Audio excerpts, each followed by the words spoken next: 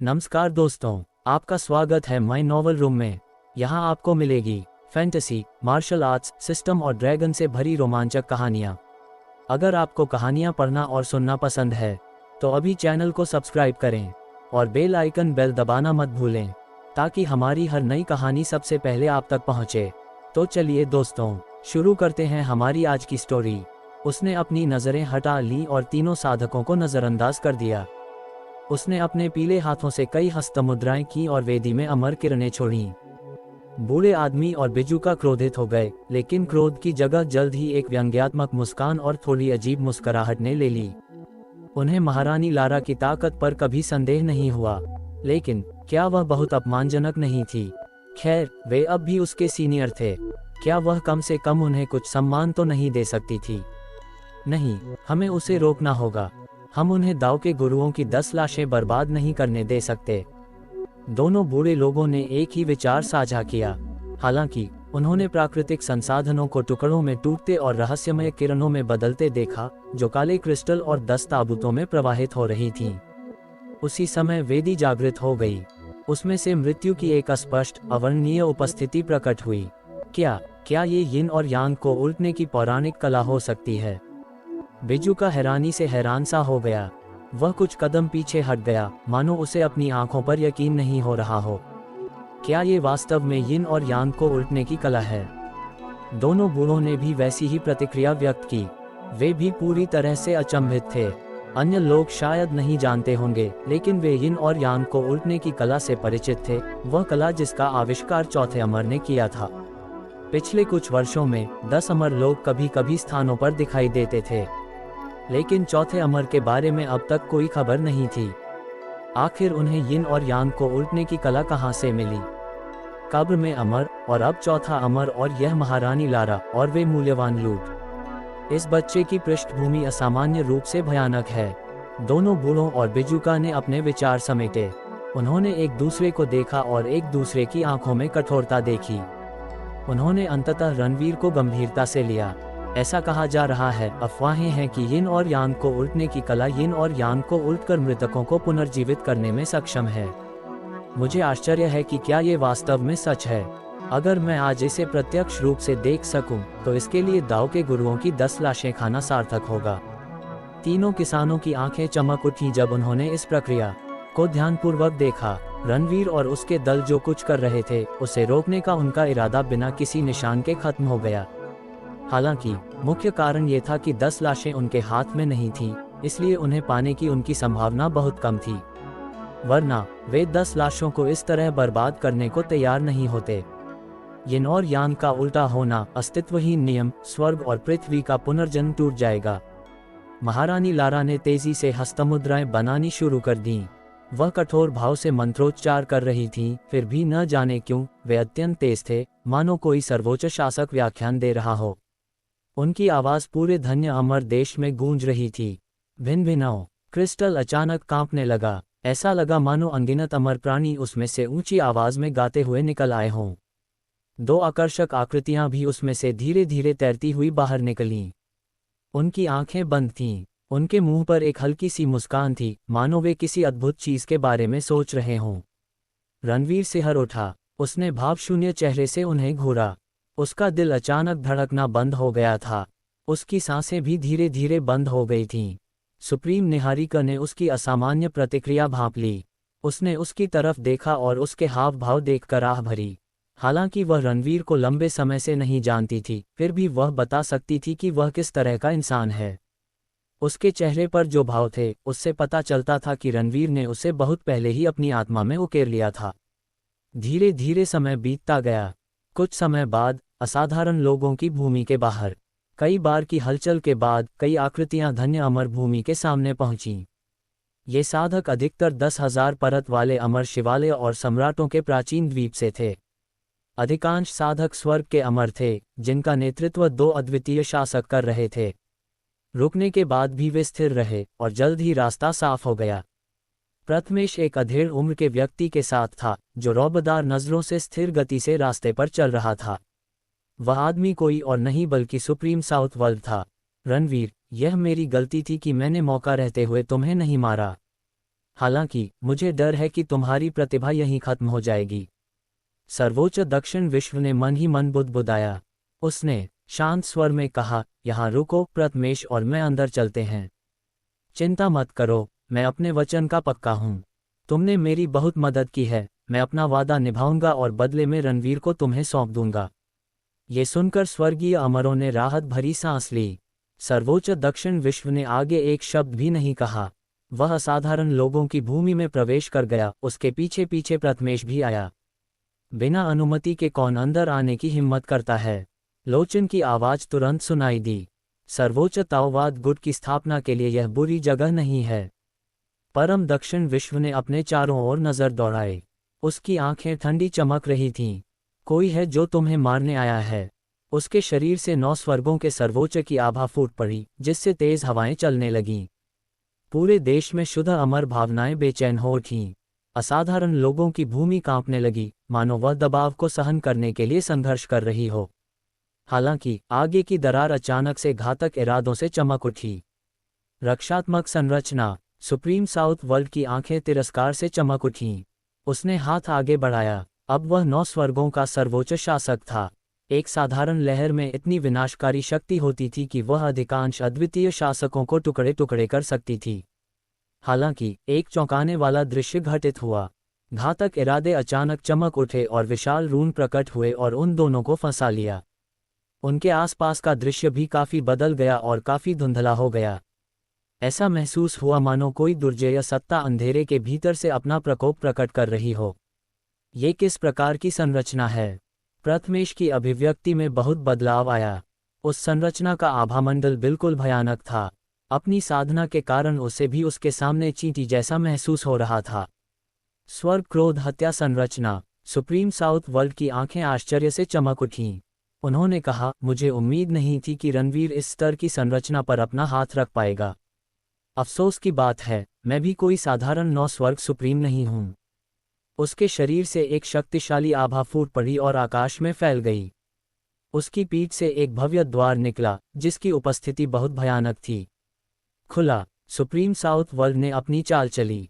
वह अनगिनत प्रतिबिंबों में बढ़ गया और हर प्रतिबिंब ने आगे की ओर एक मुक्का मारा, जिसके परिणामस्वरूप कई चौंकाने वाले विस्फोट हुए।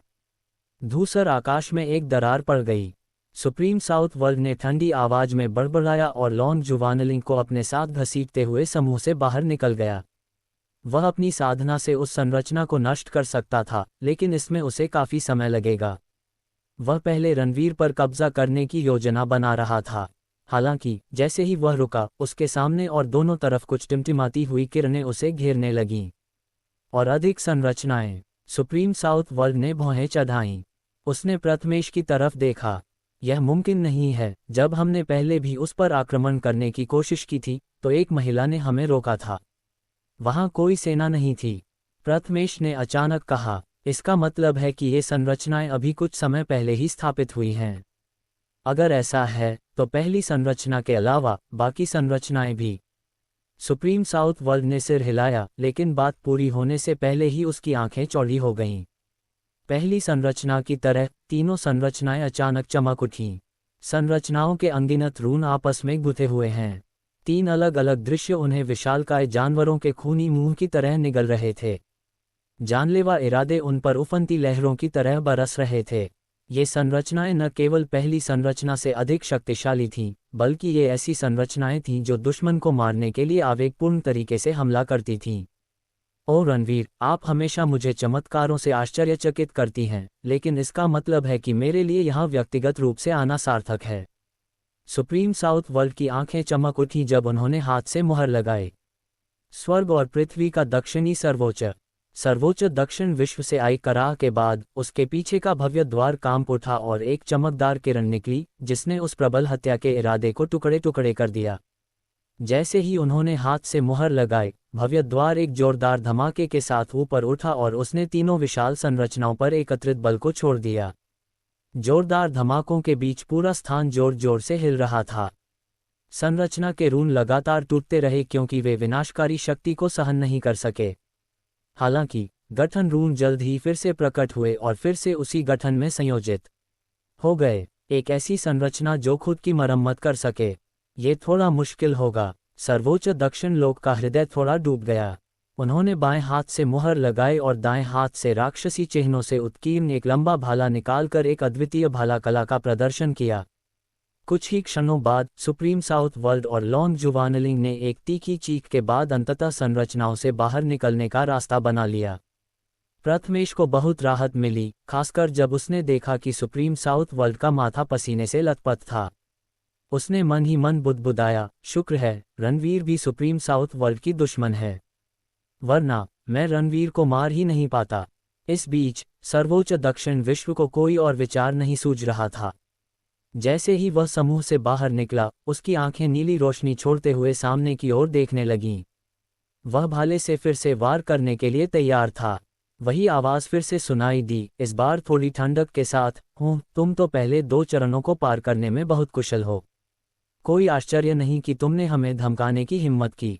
मैं ये देखने के लिए उत्सुक हूं कि आप तीसरे चरण में कैसा प्रदर्शन करेंगे। ये शब्द सुनते ही सुप्रीम साउथ वर्ल्ड और प्रथमेश के भाव बदल गए। तीसरा चरण, क्या आगे और भी संरचनाएं थीं? दरार में 10 चमकें टिमटिमा रही थीं, उसके बाद अनगिनत रून थे जिनकी आभा पिछले 4 संरचनाओं से भी अधिक थी। 5 मार्शल विभाजित भ्रम संरचना, जेड सम्राट आकाश दमन संरचना, ड्रैगन सांप दाव चित्रण संरचना। सर्वोच्च दक्षिण विश्व अपने सामने के दृश्य को देखकर पूरी तरह से अचंभित रह गया। प्रथमेश का चेहरा भी बहुत पीला पड़ गया। उनमें से एक भी दल उसे कुचलने के लिए पर्याप्त था, 10 दल तो दूर की बात थी। उनमें से 10 को देखने के बाद आप पहले से ही आश्चर्यचकित हैं। लोचन की आवाज फिर सुनाई दी। 10 दीपों के आसपास 20 और दीप एक साथ चमक रहे थे, खासकर 2 जो सूर्य के समान चमक रहे थे। उनकी चमक बाकी दीपों से अतुलनीय थी। यह सुप्रीम साउथ वर्ल्ड की अभिव्यक्ति में जबरदस्त बदलाव आया। उन्होंने कभी नहीं सोचा था कि रणवीर की धन्य अमर भूमि में इतनी भयानक संरचनाएं होंगी। विशेष रूप से 2 सबसे चमकीले स्वरूप, वे तो उसकी रीढ़ तक में सिहरन पैदा कर रहे थे। धीरे धीरे समय बीतता गया। महारानी लारा अभी भी तरह तरह के हस्तमुद्राओं का प्रदर्शन कर रही थी और मन ही मन मंत्र बुदबुदा रही थीं। आसपास कई तरह की दुर्लभ घटनाएं घटित हो रही थीं। यिन और यांग को उल्टना तथा मृत्यु और जीवन में हेरफेर करना दाव के सिद्धांतों के विरुद्ध था, इसलिए इस प्रक्रिया में काफी समय लगने की उम्मीद थी। रणवीर की नज़रें 2 आकर्षक आकृतियों पर टिकी थीं। 2 बूढ़े, बिजुका और सुप्रीम निहारिका, अपने आसपास हो रहे ऊर्जा परिवर्तन पर ध्यान केंद्रित कर रहे थे। वे लंबे समय से सुप्रीम साउथ वर्ल्ड और लॉन्ग जुवानलिंग की उपस्थिति से अवगत थे, फिर भी उन्हें इस बात की कोई परवाह नहीं थी कि यह स्थान शक्तिशाली संरचनाओं द्वारा सुरक्षित है। एक क्षण बाद असाधारण लोगों की भूमि के बाहर आकाश से 2 आकृतियां उतरीं। उनकी प्रचंड आभा से धरती जोर से हिल उठी। दोनों गुटों के स्वर्ग के अमर और अद्वितीय शासक चौंक गए। नमस्कार सर्वोच्च बुजुर्ग, सभी ने तुरंत अभिवादन किया। ये 2 आकृतियां कोई और नहीं बल्कि 10,000 परत वाले अमर शिवालय और सम्राट के प्राचीन द्वीप के 9 स्वर्गों के सर्वोच्च देवता थे। यद्यपि दोनों गुटों के अधिकारी 6 एकता निषिद्ध भूमि के भीतर लड़ाई में व्यस्त थे, फिर भी उन दोनों को विशेष रूप से यहां भेजा गया था, ये देखते हुए कि वर्तमान स्थिति में रणवीर की भूमिका कितनी महत्वपूर्ण थी। सम्राट के प्राचीन द्वीप के 9 स्वर्गों के सर्वोच्च देवता, जिनका वस्त्र खून से लथपथ था, थोड़े गुस्सैल स्वभाव के थे। उन्होंने आसपास के वातावरण पर नजर डाली और गुस्से से डांटते हुए कहा, अरे नालायक, तुम उन्हें पहले अंदर कैसे जाने दे सकते हो? वे इतनी देर से अंदर गए हैं, अब तक तो वे रणवीर को पकड़ ही लेते। स्वर्ग के अमर और अद्वितीय शासकों के चेहरों पर व्यंग्यात्मक मुस्कान थी। वे साफ जानते थे कि रणवीर को गिराने में सुप्रीम साउथ वर्ल्ड को सिर्फ 50 सांसों से भी कम समय लगेगा। अगर वह आदमी अब तक वापस नहीं लौटा है, तो जरूर कुछ गड़बड़ हुई होगी। हालांकि वे संभवतः क्या कर सकते थे? अन्य 9 स्वर्ग सुप्रीम ने भौहें चढ़ाईं और कहा, बस हम बाद में बात करेंगे, चलो अंदर चलते हैं। 2 स्वर्गों के सर्वोच्चों ने मार्ग का नेतृत्व किया, उनके बाद अद्वितीय शासक और स्वर्ग के अमर शासक आए। जैसे ही वे अंदर गए, 9 स्वर्ग सर्वोच्च आश्चर्यचकित हो गए। अद्वितीय शासक और स्वर्ग के अमर देवता भी क्रोधित हो गए। उनके सामने 20 अलग अलग दुर्लभ घटनाएं घटित हो रही थीं, मानो 20 अलग अलग दुनियाएं एक साथ फैल रही हों। सर्वोच्च दक्षिण लोक, जिसकी वे सभी प्रशंसा करते थे, घातक संरचनाओं के बीच एक धुंधली सी चमक की तरह था। ऐसा लग रहा था मानो वह प्रकाश किसी भी क्षण प्रचंड तूफान और समुद्र में समा जाएगा। परम दक्षिण विश्व ने साधकों के आगमन का आभास पाकर मुड़कर देखा। उनका पीला चेहरा खुशी से भर गया। वे तुरंत चिल्लाए, साथी साधकों, आओ हम हाथ मिलाएं और एक दरार खोद दें, वरना हम सब यहीं मर जाएंगे। दोनों 9 स्वर्गों के सर्वोच्चों ने तुरंत प्रतिक्रिया दी। दोनों के चेहरे बहुत भयानक थे। उन्हें नहीं लगा था कि साधारण रणवीर इतनी सक्षम है और उसने इतने भयानक रूप बना लिए हैं। हालांकि उनके लिए पीछे हटने में बहुत देर हो चुकी थी। वे पहले ही संरचनाओं के अंदर फंस चुके थे। उनके पास सहमत होने के अलावा कोई विकल्प नहीं था। ठीक है, हम हाथ मिलाएंगे। दोनों स्वर्गों के सर्वोच्चों ने स्वर्ग के अमर और अद्वितीय शासकों की रक्षा के लिए एक प्रचंड चमक बिखेरी। फिर उन्होंने दाव खोज की कला का प्रदर्शन किया और अपने दाव हथियार निकाल लिए। पूरे स्थान पर तेज हवाएं चल रही थीं। दाव कला और अमर कला की एक श्रृंखला सभी दिशाओं में प्रक्षेपित की गई। हमले आधे घंटे से अधिक समय तक चले, जिसके बाद दुर्लभ घटना में एक छोटी सी दरार रह गई। सर्वोच्च दक्षिण विश्व, 9 स्वर्ग सुप्रीम, प्रथमेश और अन्य लोग दरार को देखते ही बहुत खुश हुए। जल्दी करो, ये हमारा मौका है। एक लंबी फुफकार के बाद 9 स्वर्ग सर्वोच्च सबसे पहले अंतराल से बाहर निकले, उसके बाद प्रथमेश, पियरलेस रूलर्स और स्वर्ग अमर। वह छोटी सी दरार जैसे दिखाई दे रही थी वैसे ही तुरंत गायब हो गई। 20 से ज्यादा स्वर्गीय अमर समय रहते बच निकलने में नाकाम रहे। वे उस समूह द्वारा बेरहमी से मारे गए, जिसके परिणामस्वरूप पीड़ा में चीख पुकार मच गई। ओ रणवीर, तुम्हारे जैसा एक साधारण स्वर्गीय अमर मुझे लगभग गंभीर रूप से घायल कर ही देगा। दुर्भाग्य से स्वर्ग अभी भी मेरे पक्ष में है। अपनी मृत्यु का सामना करने के लिए तैयार हो जाओ। सर्वोच्च दक्षिण लोक खून से लथपथ था। रणवीर के प्रति उसके मन में जो द्वेष था, वह रणवीर को मारने के उसके इरादे को और मजबूत कर रहा था। उसकी आंखें बर्फ की तरह ठंडी थीं। बहुत हो गई बातें। वहां कुछ अजीबोगरीब आभामंडल और दुर्लभ घटनाएं हैं। रणवीर भी वहां होना चाहिए। चलो अभी चलते हैं। अपने इतने सारे आदमियों को खोने के बाद दोनों 9 स्वर्गों के सर्वोच्च देवता भी गहरी नाराजगी पाले हुए थे। उनकी नजरें वेदी की ओर टिकी थीं। प्रथमेश अकेला था जिसकी आंखों में खुशी थी। अगर आज रणवीर मर गया तो उसकी सारी मुसीबतें दूर हो जाएंगी। उसे आज़ादी से आसमान में उड़ने से कोई नहीं रोक सकता था। हुश हुश हुश। समूह तुरंत ही चौंकाने वाली गति से चलने वाली प्रकाश किरणों में बदल गया। 2 बूढ़े आदमी, बिजुका और सुप्रीम निहारिका, जब रहस्यमय प्रक्रिया को समझने के निर्णायक चरण में थे, घुसपैठियों की उपस्थिति से बाधित हो गए। उनके भाव तुरंत ठंडे पड़ गए। पतले फैले बालों वाला बूढ़ा आदमी सुप्रीम साउथ वर्ल्ड और अन्य लोगों के सामने उतरा। तुम कौन हो? तुम्हारी हिम्मत कैसे हुई रुकने की? सुप्रीम साउथ वर्ल्ड ने गुर्राहट के साथ कहा। क्या तुम नहीं हो? बाकी 2 स्वर्गों के सर्वोच्चों की आंखें चौड़ी हो गईं। उन्हें अपनी आंखों पर विश्वास नहीं हो रहा था। सर्वोच्च दक्षिण विश्व उन्हें नहीं जानता होगा, लेकिन जिनके पास बहुत सारी जानकारी तक पहुंच थी, वे जानते थे कि उनके सामने वाला बूढ़ा व्यक्ति दाव का मास्टर था, जिसने 9 स्वर्गों के सर्वोच्च क्षेत्र को पार कर लिया था। लेकिन क्या बूढ़े आदमी को उसी जगह पर नहीं फंसना चाहिए? वह यहाँ क्यों आएगा? और वह रणवीर से कैसे संबंधित था? जब उनके मन संदेह से भर गए तो बूढ़े व्यक्ति ने ठंडे स्वर में कहा, तुम लोग बातें करना बंद नहीं कर सकते? ये कितना कष्टप्रद है, भाड़ में जाओ। सजा सुनाने के बाद उसने उन पर हाथ उठाया। उसने कोई हस्तमुद्रा नहीं की, न ही कोई आभा फैलाई। ये तो बस एक साधारण थप्पड़ था। फिर भी सर्वोच्च दक्षिण लोक, 9 स्वर्गों के सर्वोच्चों और अन्य के सामने का दृश्य पूरी तरह बदल गया। संसार अंधकार से ग्रस्त हो गया। एक भयानक ऊर्जा ने उन्हें स्वर्गीय जंजीरों की तरह जकड़ लिया था, जिससे उनकी गति बाधित हो रही थी। वे केवल एक विशाल हाथ देख पा रहे थे जो अंधेरे के उस पार से असीम आकाश जितना विशाल था, उनकी ओर आ रहा था।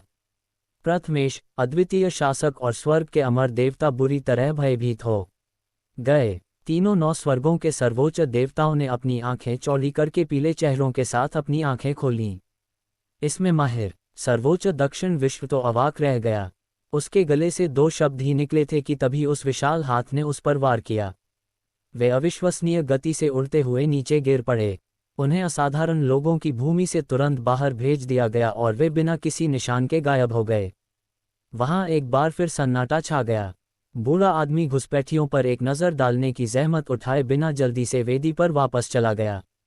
वेदी के मध्य में 8 त्रिग्रामों का स्वरूप प्रकट हो गया था, जो विभिन्न आभाओं से भरा हुआ था।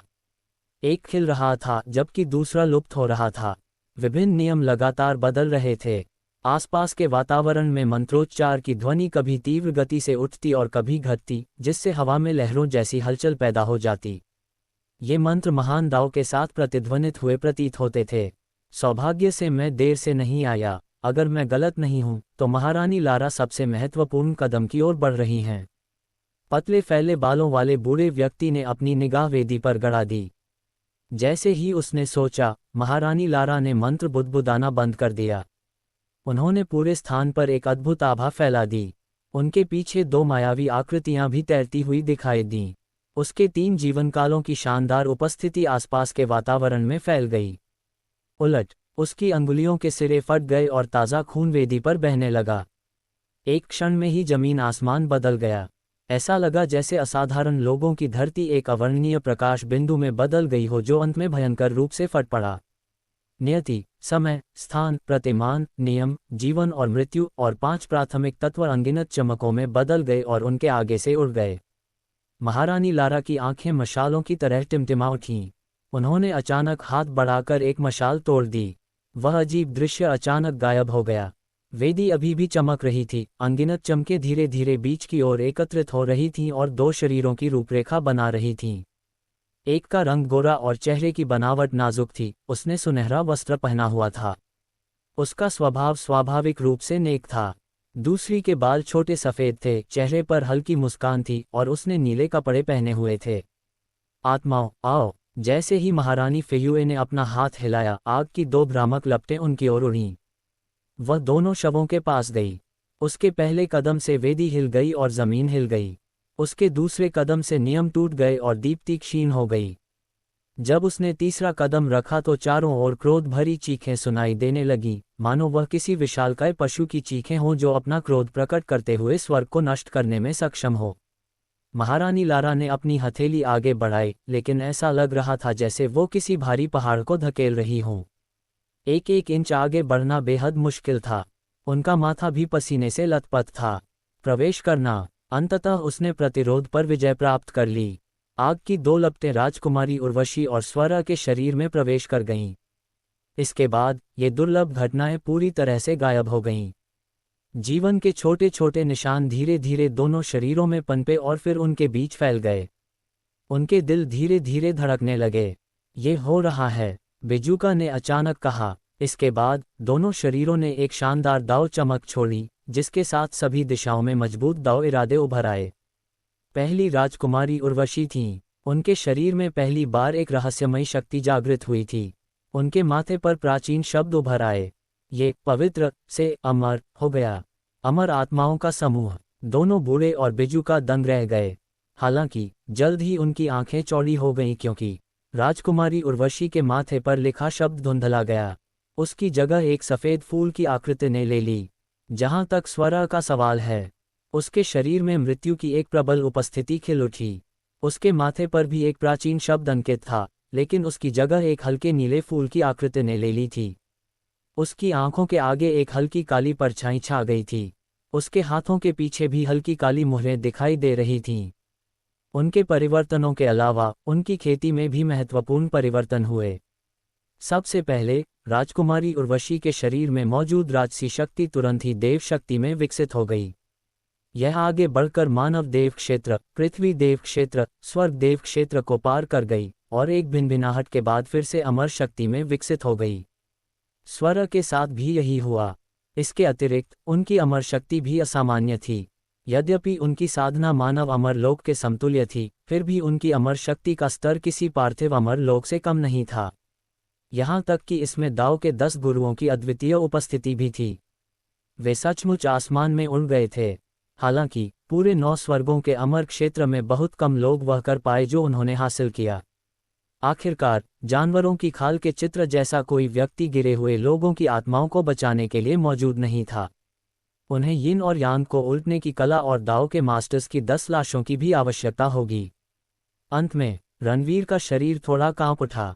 उसे तो बहुत खुश होना चाहिए था, लेकिन उसकी नाक में झुनझुनी हो रही थी और उसकी भावनाओं का एक अवर्णनीय उभार महसूस हो रहा था। क्या क्या ये वंश परंपरा से परे हो सकता है? दोनों बूढ़ों और बिजुका ने गहरी सांस ली। उन्हें अपनी आंखों पर यकीन नहीं हो रहा था। क्या वंश परंपरा का अतिक्रमण? डूम पूरी तरह से अचंभित था। प्राचीन जनजातियों में प्रत्येक आदिवासी को जन्म के समय ही एक निश्चित वंश प्रदान किया जाता था, जो किसी जानवर के समान होता था। जिनकी वंशावली अधिक मजबूत होती थी, उनमें अधिक प्रतिभा और क्षमता होती थी। उदाहरण के लिए, नोग्यान जनजाति की 10 महान ज्वालाएं। अगर कोई उच्च श्रेणी की ज्वाला को समझने की कोशिश करता तो उसे अधिक वंश शक्ति का स्वामी होना पड़ता। प्राचीन जनजातियों में प्रतिभाओं को सामान्यतः उनकी वंश शक्ति के अनुसार भी स्थान दिया जाता था।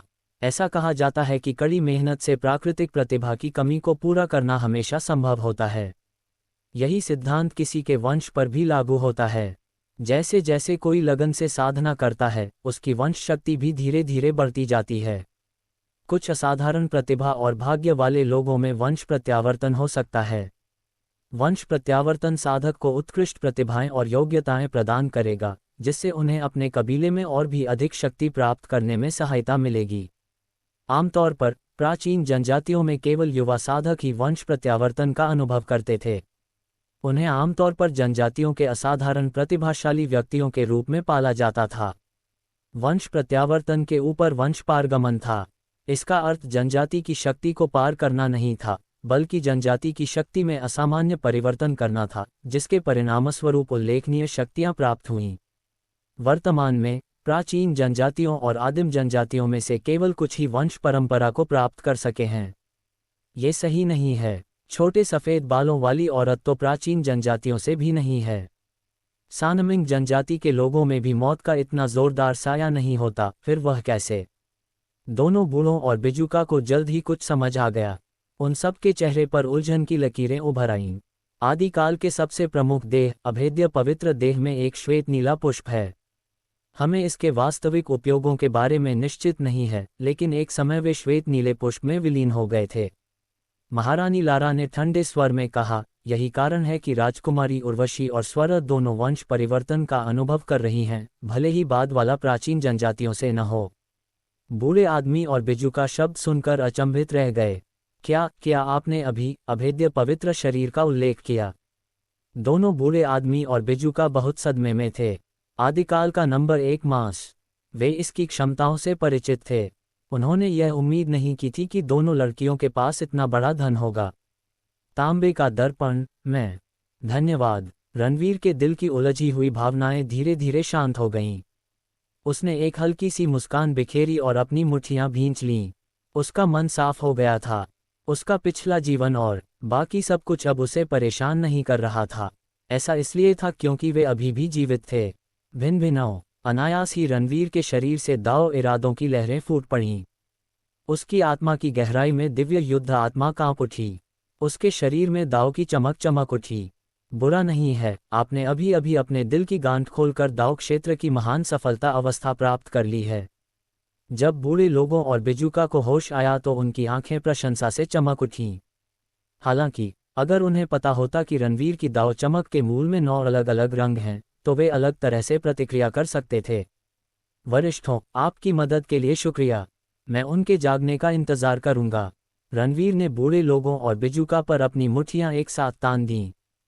फिलहाल उसके पास कोई योजना नहीं थी। उसका इरादा बस इतना था कि वह धैर्यपूर्वक उनके जागने का इंतजार करे। बच्चे, हम जल्द ही जा रहे हैं, लेकिन हम तुम्हारे साथ कुछ बात करना चाहते हैं। पतले बिखरे बालों वाले बूढ़े ने राजकुमारी उर्वशी को भावुकता से देखा। क्या मैं उसे अपने साथ ला सकता हूँ? चिंता मत करो, मैं उसे अपनी शिष्या बनाकर एक कुशल व्यक्ति बनाऊंगा। मैं बस यही सोच रहा हूँ, जितनी चाहो उतनी कस्में खा सकता हूँ। दूसरे बूढ़े व्यक्ति ने भी अचानक कहा, मैं उसे अपना शिष्य बनाना चाहता हूँ। उनकी प्रतिक्रिया देखकर बिजुका भौंचक्का हो गया। फिर भी जब उसने अपनी साधना कला के बारे में सोचा तो वह आह भरने से खुद को नहीं रोक सका। क्या आप उन्हें अपना शिष्य बना लेंगे? रणवीर चौंक गया। रणवीर, आप उनका प्रस्ताव स्वीकार कर सकते हैं। राजकुमारी उर्वशी और स्वर को शिष्य के रूप में लेना उन्हें आकाश ताइहुआन संप्रदाय में ले जाने से बेहतर है, महारानी लारा ने शांति से कहा। सुप्रीम निहारिका ने भी सहमति में सिर हिलाया। ये सही है, आप उनकी सुरक्षा के बारे में चिंता मत करो। दोनों बूढ़ों ने ऐसे सिर हिलाया जैसे चूजे अनाज चोंच मार रहे हों। दोनों ने चौड़ी आंखों से रणवीर को घूरा। दोनों के अपने अपने गुट थे जो जनजातियों के समान ही थे। उनके गुटों में असाधारण प्रतिभाओं को देखे हुए बहुत समय हो गया था। उन्होंने प्रतिभाशाली साधकों की तलाश की, फिर भी उन्हें कोई नहीं मिला। दोनों लड़कियों की प्रतिभा को देखने के बाद वे इस अवसर को कैसे छोड़ सकते थे। कुआं, रणवीर ने भौहें चढ़ाईं। उसने काफी देर बाद सिर हिलाया। मैं मान सकता हूं, लेकिन फिर भी फैसला उन्हें ही करना है। कुछ देर सोचने के बाद रणवीर ने कहा, अगर ऐसी बात है तो आप यहीं रुक सकते हैं और उनके जागने का इंतजार कर सकते हैं। पतले बिखरे बालों वाले बूढ़े ने तुरंत सिर हिलाया।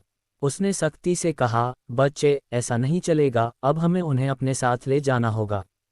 चूंकि वे अभी अभी पुनर्जीवित हुए हैं, उनके शरीरों में अभी भी दाव के गुरुओं के दाव इरादे के अवशेष मौजूद हैं। हमें उन्हें कुछ विशेष स्थानों पर ले जाना होगा। यह उनके लिए हमारी दाव खोज कलाओं का अभ्यास करने और दाव क्षेत्र प्राप्त करने का सही समय है। रणवीर और भी अधिक क्रोधित हो गया। वह जानता था कि दोनों बूढ़े व्यक्ति राजकुमारी उर्वशी और स्वरा के प्रति विचारशील थे, और वह जानता था कि इससे उन्हें निश्चित रूप से लाभ होगा। हालांकि उसके पास राजकुमारी उर्वशी और स्वरा से बात करने के लिए बहुत सारी बातें थीं। अगर ऐसी बात है तो कृपया मुझे भी अपने साथ ले आइए, रणवीर ने अपना मन बनाते हुए कहा। कोई बात नहीं, लेकिन हम दो अलग अलग जगहों पर जा रहे हैं। तुम किसके साथ रहोगे? पतले बिखरे बालों वाले बूढ़े ने उदासीनता से कहा, अगर मैं गलत नहीं हूं तो ये दोनों लड़कियां तुम्हारी प्रेमिकाएं हैं। तुम किसी एक को दूसरे पर नहीं चुनना चाहोगे, है ना? सुप्रीम निहारिका ने सहमति में सिर हिलाया। बिजुका, जो चुप था, अचानक बोला, एक बात है जो तुम्हें जाननी चाहिए। अब तुम दाव क्षेत्र के महान सफलता चरण को प्राप्त कर चुके हो, और चूंकि तुम किसी न किसी तरह अमरों से बंधे हो, इसलिए तुम्हारे भविष्य की कोई सीमा नहीं है।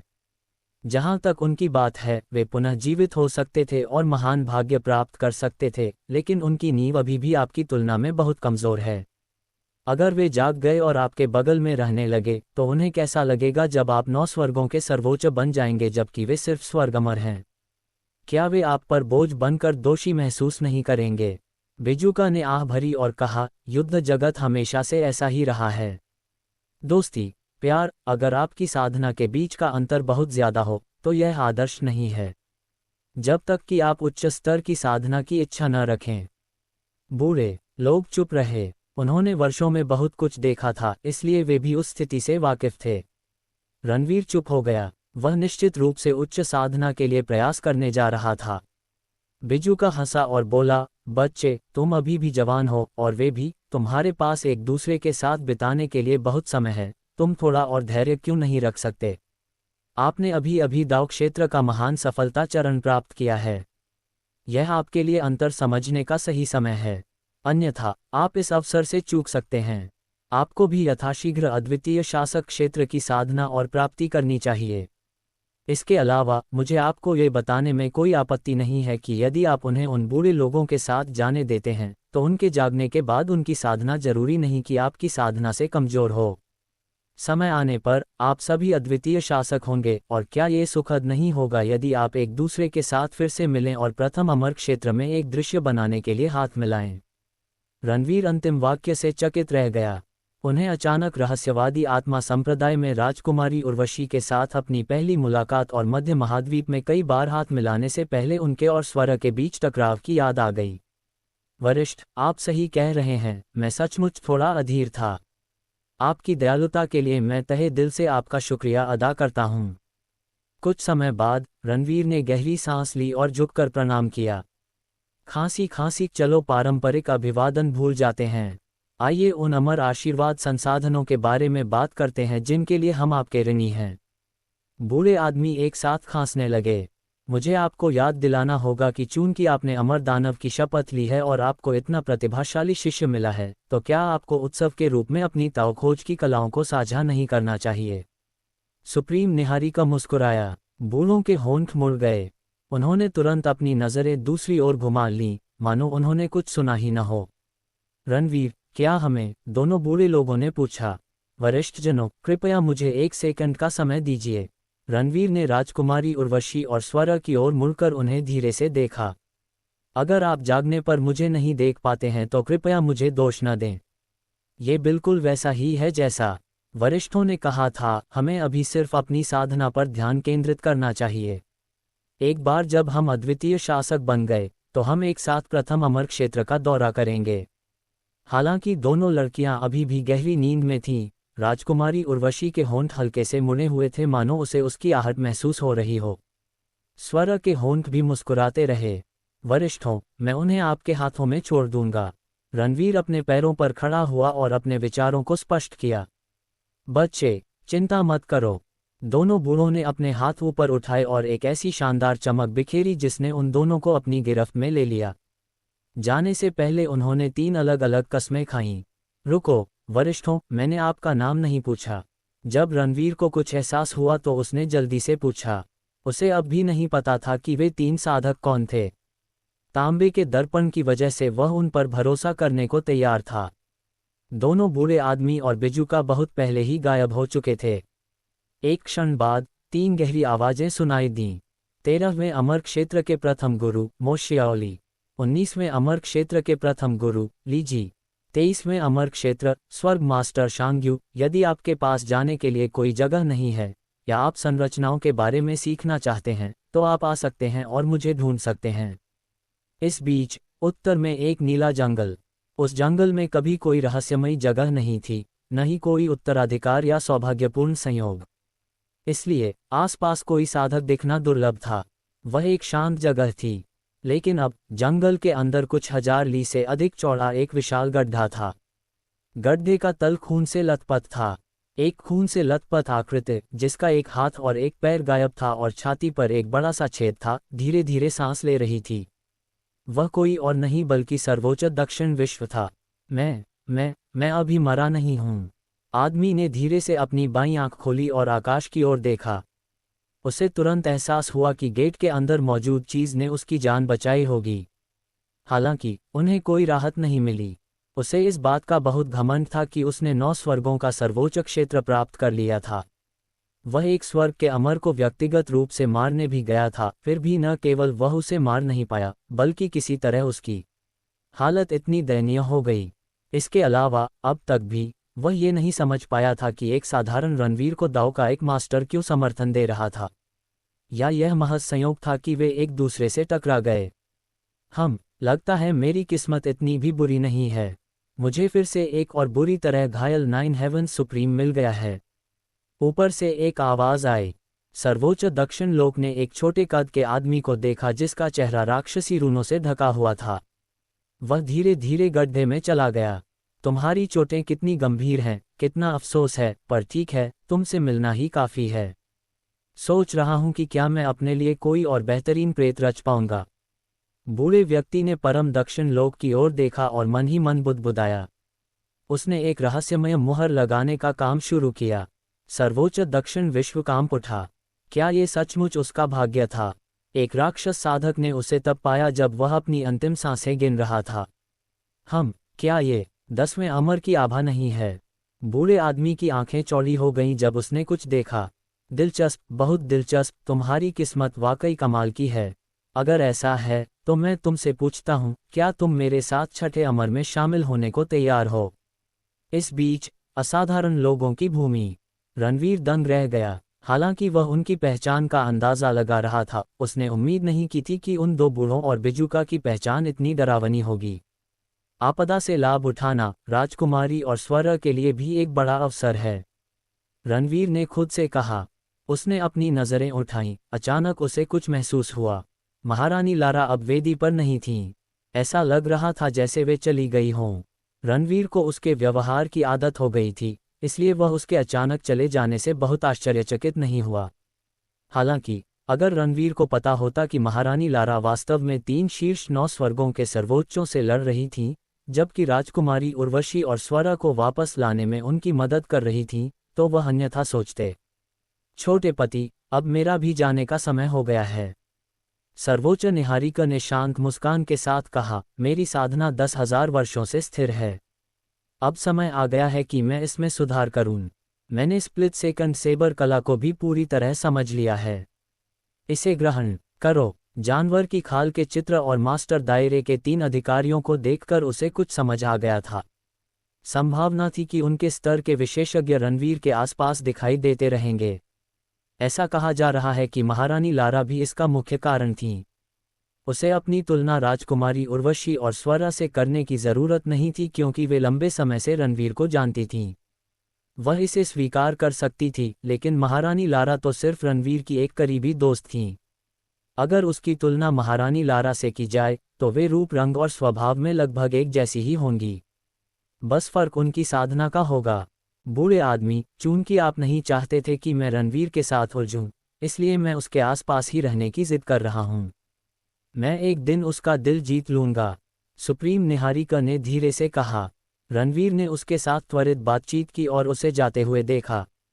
असाधारण शक्तियों की विशाल भूमि में लोचन अभी भी गठन चक्रों के साथ खेल रहा था, जबकि 8 दीप्ति दानव सम्राट, तेजस और अन्य अभी भी कुछ समझ रहे थे। बस उसके पास करने के लिए कुछ नहीं था। ठीक है, डूम जो उसके शरीर के अंदर था, उसके पास भी करने के लिए कुछ नहीं था। 10 आदिम बुराइयों में उसका स्थान दूसरा था, फिर भी पिछले कुछ दिनों में उसका आत्मविश्वास कई बार डगमगाया। दोनों बुजुर्ग और बिजुका भी उसे नीची नजरों से देखते रहे। उसे सोचने लगा कि आखिर वो जिंदगी भर क्या करता रहा। रणवीर जैसे एकमात्र स्वर्गीय अमर ने जिन चीजों और लोगों का सामना किया, वे उसके ज्ञान और समझ से कहीं अधिक थीं। मुझे सचमुच एक अद्वितीय शासक बनने का रास्ता ढूंढना चाहिए। रणवीर जब सोच ही रहा था कि अचानक उसके बैग में एक बैज चमक उठा। उस पर एक नज़र डालने के बाद वह चौंक गया। आकाश ताइहुआन संप्रदाय के लोग यहाँ थे। धीरे धीरे समय बीतता गया। कुछ ही क्षणों बाद रणवीर के मार्गदर्शन में 2 आकृतियां असाधारण लोगों की भूमि के बाहर पहुंचीं। एक नज़र देखने के बाद रणवीर दंग रह गया। वह बाईं ओर वाले व्यक्ति से अच्छी तरह परिचित था। वह कोई और नहीं बल्कि सुप्रीम गोविंद था। दाईं ओर वाला व्यक्ति एक सफ़ेद बालों वाला बूढ़ा आदमी था, जिसका चेहरा ऊर्जावान था। उसकी मंद आभा देखकर लगता था कि वह भी 9 स्वर्गों का सर्वोच्च देवता था। हमारे मुखिया को चिंता थी कि दूसरे गुट आपको नुकसान पहुंचाएंगे, क्योंकि उन्हें आपकी परेशानियों के बारे में पता चला है।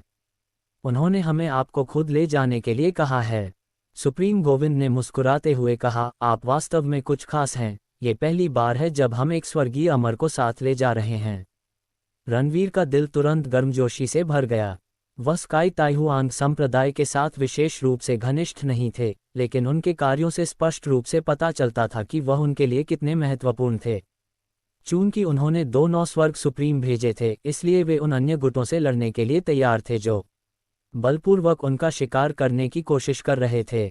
ऐसा कहने के बाद मुझे ऐसा क्यों लग रहा है कि तुम यहाँ बहुत अच्छा कर रहे हो।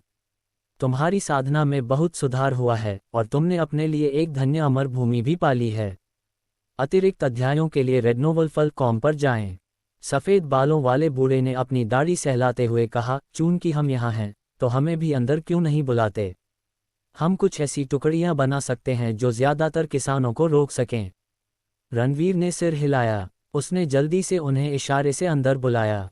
अंदर जाते ही सुप्रीम गोविंद और बूढ़े ने तुरंत कुछ अजीबोगरीब आभास महसूस किया।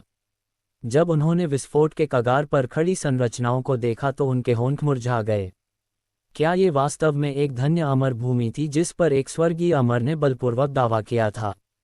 ये संरचनाएं बेहद डरावनी थीं, यहाँ तक कि कोई नया 9 हेवन सुप्रीम भी इन्हें स्थापित नहीं कर पाएगा। बच्चे, तुम वाकई कमाल हो। क्या हमें तुम्हारी सुरक्षा की चिंता करनी चाहिए? हमें दूसरे गुटों के लोगों की चिंता करनी चाहिए, सुप्रीम गोविंद ने बड़बड़ाते हुए कहा। खांसी मैंने उन्हें संयोग से हासिल किया है। रणवीर थोड़ा शर्मिंदा था। छोड़ो इसे, चलो सीधे मुद्दे पर आते हैं। क्या तुम हमारे साथ आ रहे हो या? सुप्रीम गोविंद ने भौहें चढ़ाईं। 6 एकता निषिद्ध भूमि में युद्ध में दाव के बहुत से गुरु शामिल थे। उसने मान लिया था कि रणवीर को अब और रुकने की जरूरत नहीं है, फिर भी यहाँ इतनी सारी संरचनाओं के साथ उसकी सुरक्षा भी सुनिश्चित थी। वरिष्ठजनों, मैं वर्तमान में स्वर्गीय अमर क्षेत्र की 5वीं परत में हूँ। मैंने अपनी साधना को स्वर्गीय अमर क्षेत्र के शिखर तक बढ़ाने के लिए एकांत में साधना करने का निर्णय लिया है, ताकि मैं अद्वितीय शासक क्षेत्र की सफलता के लिए स्वयं को तैयार कर सकूं, रणवीर ने सख्ती से कहा। अद्वितीय शासक क्षेत्र, हुआ। सुप्रीम गोविंद और सफ़ेद बालों वाले बूढ़े ने एक दूसरे को देखा। वे एक पल के लिए गहरे विचारों में डूब गए, फिर सुप्रीम गोविंद ने कहा, कोई बात नहीं, 9 स्वर्गों के अमर क्षेत्र में अद्वितीय शासक क्षेत्र की सफलता के लिए कई उपयुक्त स्थान हैं। हमारे शांगशिंगटियन लघु अमर क्षेत्र में भी कुछ हैं। ये स्क्रॉल ले लो। स्वर्ग अमर लोक के शिखर पर पहुंचने के बाद तुम स्वयं निर्णय ले सकते हो। स्वर्ग अमर क्षेत्र, अद्वितीय शासक क्षेत्र, 9 स्वर्ग सर्वोच्च क्षेत्र और यहाँ तक कि स्वामी क्षेत्र, सभी एक विशाल अंतर से अलग हो गए थे। अगले स्तर तक पहुंचने के लिए अमर शक्ति का होना अब पर्याप्त नहीं था। उदाहरण के लिए, एक अद्वितीय शासक बनने के लिए न्यूनतम आवश्यकताएं थीं स्वर्ग के अमर क्षेत्र की सर्वोच्च उपलब्धि और 4 छोरों पर अधिकार प्राप्त करना। साधकों को उन बंधनों को भी तोड़ना होगा जो उन्हें सीमित कर रहे थे। रणवीर की आंखें चमक उठीं। उसने पुस्तक रख ली और कृतज्ञता व्यक्त की। दोनों 9 स्वर्गों के सर्वोच्च देवता एक संक्षिप्त बातचीत के बाद चले गए। उसने पशु खाल चित्र की असली पहचान का खुलासा किया था और ये तथ्य कि अब उसके पास अभेद्य पवित्र मांस का 1/3 हिस्सा है, 9 स्वर्गों के सर्वोच्चों के सामने प्रकट किया था। बच्चे, अब तुम बहुत मशहूर हो गए हो। तुम अभी दाओ के 3 मास्टर्स से बात कर रहे थे और अब 2 9 हेवंस सुप्रीम्स तुम्हें ले जाने के लिए यहाँ तक आ गए हैं, डूम ने चिढ़ाते हुए कहा। रणवीर ने अपनी आंखें घुमाईं और कहा, मुझे चिढ़ाने की कोई ज़रूरत नहीं है। कुछ चीज़ें दूसरों की नज़र में प्रभावशाली हो सकती हैं, लेकिन उनका वास्तव में कोई मतलब नहीं होता। मेरी अपनी ताकत ही सबसे महत्वपूर्ण चीज़ है। रणवीर की नज़र तेज हो गई। वह असाधारण लोगों की भूमि में गहराई तक उड़ गया। अब समय आ गया था कि वह एकांतवास में चले जाएं। 9 स्वर्गों के अमर क्षेत्र में आने के बाद से रणवीर ने अभी तक एकांत में साधना नहीं की थी। यदि किसी व्यक्ति के साधना पथ में केवल हत्या करना और संसाधनों को परिष्कृत करके अपनी साधना में सुधार करना शामिल है, तो अंततः इसके कुछ बुरे परिणाम होंगे। सौभाग्य से, रणवीर के पास हमेशा एक ठोस आधार था और उसने अपने दाव फाउंडेशन का पुनर्निर्माण भी किया था जब इसे पिछली बार नष्ट कर दिया गया था। इस प्रकार उसे अब तक किसी भी समस्या का सामना नहीं करना पड़ा। लेकिन अब समय आ गया था कि वह अपना मन शांत करे और खुद को व्यवस्थित करे। रणवीर जमीन पर पैर क्रॉस करके बैठ गया और स्थिर सांसें लेता रहा। उसने दिव्य युद्ध भावना को मुक्त कर दिया और आसपास के वातावरण में अमर इरादे को आत्मसात कर लिया। एक विचार के साथ उसके शरीर के भीतर गहरे में स्थित 9 रंगों वाली दाव चमक प्रकट हुई। उसका रंग धीरे धीरे 7 रंगों में विलीन हो गया और किनारों पर केवल 3 रंग रह गए। दाव खोज की कलाएं, सक्रिय हो जाओ। रणवीर की कराह के बाद युद्ध दाव अमर पांडुलिपि, आकाश ताइहुआन के धर्म ग्रंथ और दाव खोज की 10 अन्य कलाएं सक्रिय हो गईं, जिससे अलग अलग शक्तियों के साथ पूरी तरह से अलग दाव इरादे सामने आए। जैसे ही उसने स्वर्ग अमर क्षेत्र प्राप्त किया, ताओ साधना की 12 कलाओं में आश्चर्यजनक रूप से कुछ अप्रत्याशित परिवर्तन हुए। ऐसा प्रतीत हुआ कि उनके बीच कुछ घनिष्ठ संबंध स्थापित हो गए थे। रणवीर ने अनुमान लगाया कि इसका संबंध उसकी दाव चमक से हो सकता है। सामान्यतः एक साधक अपनी दाव चमक का उपयोग केवल अपनी दाव खोज कला को मजबूत करने के लिए कर सकता है, जिससे वह अधिक शक्तिशाली और घातक बन जाती है और इस प्रकार अनेक मायावी अस्तित्वों के विरुद्ध प्रभावी हो जाती है। हालांकि उनमें से किसी ने भी रणवीर जैसा व्यवहार नहीं किया था। रणवीर को यह समझ नहीं आ रहा था कि यह उसके लिए अच्छी बात है या बुरी। उसे लग रहा था कि यह उसके लिए एक अवसर हो सकता है। उसके शरीर की शक्तियां थोड़ी अव्यवस्थित थीं। उसके पास दाव पिघलने वाली अमर ज्वालाएं, 7 रंगों वाली दाव चमक जिसके केंद्र में 9 रंगों वाली दाव चमक थी और दाव खोज की विभिन्न कलाएं थीं। यदि वह अपनी दाव चमक के साथ दाव खोज की कलाओं को पूरी तरह से व्यवस्थित कर सके, या उससे भी बेहतर उन सभी को एक साथ मिला सके, तो उसकी ताकत निश्चित रूप से बढ़ जाएगी। समय धीरे धीरे बीतता गया। 1 महीना बहुत जल्दी बीत गया। इस दौरान अष्टदीप्ति दानव सम्राट तेजस और अन्य लोगों ने नामहीन काव्यपट्टिका, अष्टदीप्ति दानव सम्राट और अन्य कलाकृतियों के साथ सफलतापूर्वक संबंध स्थापित कर लिया था। वे सभी जाग गए थे। हालांकि जब उन्होंने देखा कि रणवीर एकांत में साधना कर रहा है, तो उन्होंने उसे नहीं जगाया। उन्होंने जाने से पहले केवल लोचन को ही इसकी जानकारी दी। अष्टदीप्ति दानव सम्राट और तेजस का मानना था कि उनके लिए रणवीर के साथ रहना बेहतर है, फिर भी वे हर समय उसके पीछे नहीं चल सकते थे। उनके पास चलने के लिए अपने रास्ते भी थे। उनके पास अभी भी बहुत समय था। वे निश्चित रूप से फिर मिलेंगे।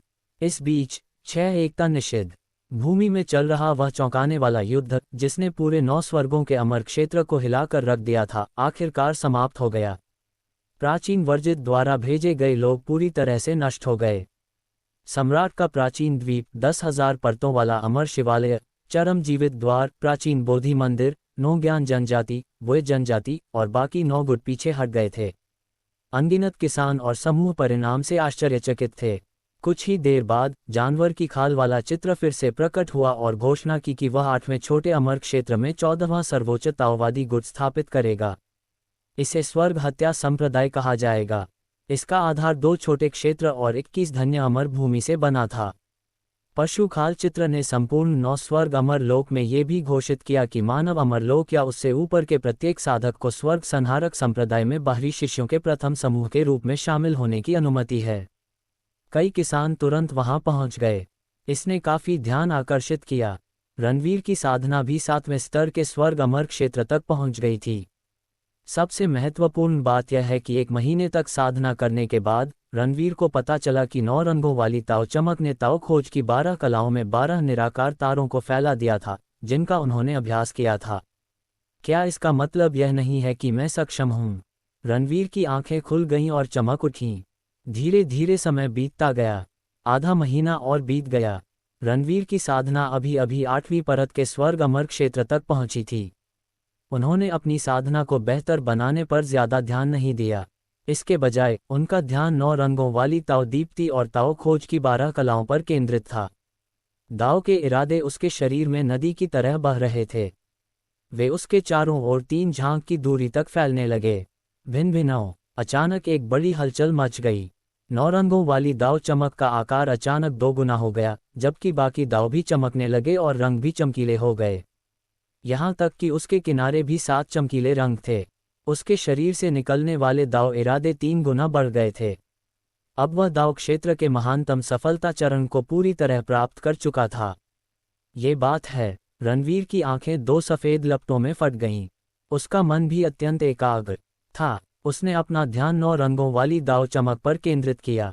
यदि 9 रंगीन दाव चमक मेरे शरीर में दाव खोज की 12 कलाओं को जोड़ सकती है, तो मुझे दाव खोज की 12 कलाओं को संकलित करना चाहिए और 9 रंगीन दाव चमक को मूल के रूप में मानना चाहिए ताकि उन्हें एक पूरे में विलय किया जा सके। जब मैंने मार्शल प्रोजेनिटर क्षेत्र प्राप्त किया था, तब मेरे पास जो मार्शल ट्री था वह कोई बुरा विचार नहीं था। मुझे एक ऐसा दाव ट्री बनाना चाहिए जो आज तक किसी ने नहीं बनाया। रणवीर ने अपनी इच्छाशक्ति को उन्मुक्त किया तथा साथ ही ताओ खोज की 12 कलाओं की क्षमता को भी पूरी तरह से उन्मुक्त किया। युद्ध दाव अमर पांडुलिपि और विशेष रूप से आकाश ताइहुआन के ग्रंथों में दाव के उद्देश्य बाकी दाव खोज कलाओं से कहीं बेहतर थे। अंतर उल्लेखनीय थे, जैसे स्वर्ग और पृथ्वी के बीच की दूरी। पहले की राक्षसी मंशा ने ताओ साधना की 2 कलाओं की इच्छा को निष्प्रभावी कर दिया है। मैं उन्हें धड़ की तरह इस्तेमाल करूंगा। दाव चमक सभी की जड़ें, नींव होगी। रणवीर ने जल्दी से सोचा। एक आश्चर्यजनक दृश्य घटित हुआ। उसके शरीर में 9 रंगों वाली दाव चमक अपने आप फैलने लगी। इसने जड़ों का रूप ले लिया और एक महान अवशोषण शक्ति को मुक्त करते हुए युद्ध दाव अमर पांडुलिपि और आकाश ताइहुआन के ग्रंथों के दाव इरादों को अपनी ओर खींचकर एक तने का रूप ले लिया। Bang bang bang. रणवीर पर तुरंत ही विस्फोटों की एक श्रृंखला हुई। शक्तिशाली दाव इरादों की लहरें सभी दिशाओं में भयानक झोंकों की तरह फैल गईं। बच्चा क्या कर रहा है? डूम, जो एकांत में साधना कर रहा था, वह भी चौंक गया। दुनिया में क्या? डूम ने गौर से देखा तो अचानक पूछा, इस बच्चे ने दाव प्राप्ति की इतनी सारी कलाओं का अभ्यास कैसे किया? उनके दाव इरादे एक में कैसे विलीन हो रहे हैं? युद्ध दाव अमर पांडुलिपि और आकाश ताइहुआन के धर्मग्रंथों के दाव इरादे सफलतापूर्वक विलीन हो गए थे। दाव खोज की अन्य कलाओं के दाव इरादे भी जड़ों में बदल गए और विलीन होने लगे। ये वास्तव में काम कर रहा है, रणवीर ने उत्साह से कहा। अगर उसकी योजना कामयाब हो जाती तो वह आसानी से दाव साधना की कलाओं के बीच स्वतंत्र रूप से स्विच कर सकता था।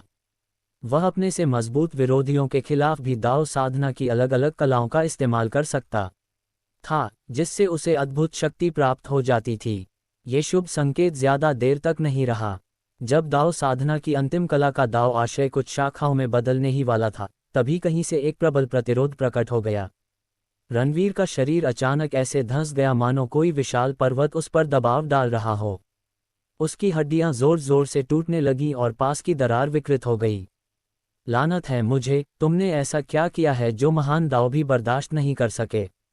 डूम को बहुत डर लगा। नौस्वर्ग अमर क्षेत्र में भले ही कैंगलान महाद्वीप जैसे साधकों द्वारा निर्धारित नियम न हो, लेकिन फिर भी इसके अपने नियम थे। साधना के मार्ग में नियमों को तोड़ना और एक एक करके स्वयं को जंजीरों से मुक्त करना शामिल था। हालांकि रणवीर अब केवल एक स्वर्गीय अमर था। आखिर उसने महान दाव को कैसे उकसाया? महान दाव इसे बर्दाश्त नहीं करते। यह एक अच्छा संकेत है।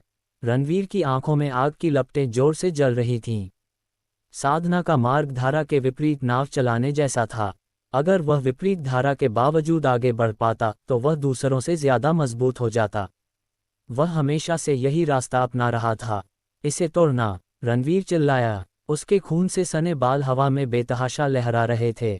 उसके शरीर में अमर शक्ति दबाव का प्रतिरोध करने के लिए प्रकट हुई। महान दाव रणवीर के रवैये से क्रोधित लग रहे थे। प्रतिरोध और दबाव काफी बढ़ गया। हालांकि रणवीर एक जिद्दी चट्टान की तरह था जो तेज हवा के झोंके और तेज लहरों के टकराने के बावजूद स्थिर रहा। भिन्न भिन्नों ईश्वरीय भाव में काफी समय से गतिहीन, स्वामीहीन स्वर्गीय प्रतिरूप रणवीर की इच्छा से जागृत हो गया था। उसने अचानक प्रकाश की किरणें उत्सर्जित करते हुए एक अद्भुत शक्ति का संचार किया। प्रतिरोध और दबाव पूरी तरह से खत्म हो गया। पेड़ पर आखिरी शाखा भी बन गई थी। टकराना। रणवीर की आभा आसमान छू गई, जिससे आसपास की दरार में दरारें पड़ गईं। आपकी साधना। डूम की आंखें चमक उठीं। वह महसूस कर सकता था कि रणवीर की आभा अद्वितीय शासक क्षेत्र तक पहुंचने के बेहद करीब थी। हालांकि उनके शरीर में अमर शक्ति केवल 8वीं परत के स्वर्ग अमर क्षेत्र के स्तर पर थी। ये बच्चा सचमुच पागल है। कुछ देर तक रणवीर को देखने के बाद भी डूम को इसका कोई जवाब नहीं मिला। आखिरकार उसने सिर हिला दिया। 5वें अमर के उत्तराधिकारी के लिए कुछ अविश्वसनीय हासिल करना उचित था। रणवीर की आंखें खुशी से चमक उठीं। उसने जल्दी से अपने शरीर का निरीक्षण किया। उन्होंने पाया कि उनके शरीर के अंदर जहां 9 रंगों वाली दाव चमक हुआ करती थी, उसकी जगह एक विशाल वृक्ष ने ले ली थी। हालांकि जड़ों के अलावा तने और शाखाओं की रूपरेखा धुंधली थी। ऐसा कहा जा रहा है कि तने की रूपरेखा शाखाओं की तुलना में अधिक स्पष्ट थी। अफसोस की बात है, मैंने अभी तक दाव साधना की बाकी 10 कलाओं की केवल सामान्य रूपरेखा ही सीखी है। अगर मैं उन सभी को पूरी तरह से समझ लूं, तो ये दाव वृक्ष तब पूरा होगा जब इसकी शाखाएं और पत्तियां घनी हो जाएंगी। रणवीर ने खुद से बुदबुदाया। हालांकि यहां तक कि रणवीर को भी इस बात का पता नहीं था कि वह एक अविश्वसनीय यात्रा पर निकल पड़ा है, जो पहले किसी ने नहीं की थी। अब एकांत में साधना करने की कोई जरूरत नहीं है। आइए उस स्क्रॉल पर एक नज़र डालें जो सुप्रीम गोविंद ने मुझे दिया था। रणवीर ने अपने विचार वापस ले लिए। उसने अपनी दिव्य इंद्रिय से पुस्तक का निरीक्षण किया। पुस्तक की विषय वस्तु ने तुरंत उसका ध्यान खींचा। आधे घंटे बाद वह गहरे आश्चर्य में डूब गया। जिस प्रकार आरोहण केवल अमर प्राचीन स्थानों में ही संभव था, उसी प्रकार 9 स्वर्गों के अमर क्षेत्र में भी साधकों के लिए अद्वितीय शासक क्षेत्र को प्राप्त करने के लिए विशेष स्थान थे। पहले प्रकार के स्थान वे थे जिन्हें सर्वोच्च ताओवादी गुटों और प्राचीन जनजातियों ने मिलकर स्थापित किया था। उदाहरण के लिए शांगक्सिंगटियन लघु अमर क्षेत्र में आकाश ताइहुआंग संप्रदाय, सांकिंग प्राचीन संप्रदाय और स्वर्ग ब्रह्मकारी पूर्वज संप्रदाय ने एक अद्वितीय लघु क्षेत्र की स्थापना के लिए एक साथ काम किया था। जब अद्वितीय शासक क्षेत्र प्राप्त करने के योग्य शिष्यों की संख्या एक निश्चित सीमा तक पहुंच जाती, तो उनके लिए छोटा क्षेत्र खोल दिया जाता। इसके अलावा अन्य समूहों के साधकों को भी उसमें प्रवेश की अनुमति होती थी। इसका उद्देश्य भारी भीड़ और पर्याप्त ध्यान आकर्षित करना था। साथ ही इस जगह पर कई तरह की खुशियां भी मिलती थीं। हालांकि रणवीर ने इनमें से किसी भी स्थान पर जाने पर विचार नहीं किया। आकाशीय ताइहुआंग संप्रदाय द्वारा स्थापित उस छोटे से क्षेत्र को खुलने में अभी 1 वर्ष से अधिक समय लगेगा।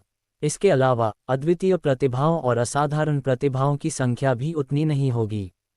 रणवीर को दूसरे प्रकार के स्थानों में अधिक रुचि थी। वर्तमान में कुछ छोटे अमर लोकों में स्वर्ग और पृथ्वी द्वारा पोषित सौभाग्य की भूमियां थीं। कई परिवर्तनों के बाद वे साधकों के लिए अद्वितीय शासक लोक प्राप्त करने हेतु उपयुक्त स्थान बन गए थे। इन स्थानों पर अद्वितीय शासकों और 9 स्वर्गों के सर्वोच्चों का प्रवेश वर्जित था। स्वर्ग अमर क्षेत्र के अंतर्गत आने वालों को भी प्रवेश की अनुमति नहीं थी। इसके अलावा ये स्थान हर समय सुलभ था। ऐसे लगभग 25 स्थान थे और उनमें से 3 ने विशेष रूप से उसका ध्यान आकर्षित किया। तीसरे छोटे अमर क्षेत्र में आदिम रक्त का क्षेत्र, छठे अमर क्षेत्र में धर्मी स्वर्ग महल और 19वें छोटे अमर क्षेत्र में उड़ते हुए ईश्वर का मार्ग। ये तीनों जगहें 2000 सालों से मौजूद थीं। इनका अस्तित्व ज्यादा लंबा नहीं था और ये जगहों पर काफी लोकप्रिय भी थीं।